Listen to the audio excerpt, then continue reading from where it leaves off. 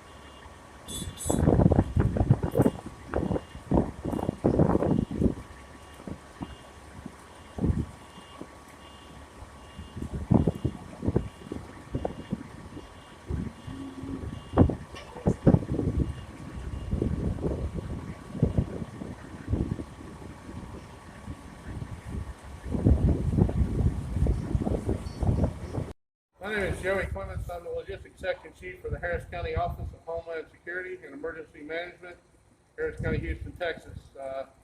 For the Texas Military Department today, bringing over 40 vehicles, arriving water for life-saving mission after the winter storm. You can see some of that behind us, but it's not a good representation of what's passed through here today. Approximately 200,000 bottles of water have been in and out of this warehouse in the last 36 hours. The immediate needs of the community have been fulfilled, and we're trying to make sure that those hardest hit have the life-saving water supplied by the Texas military and the state of Texas.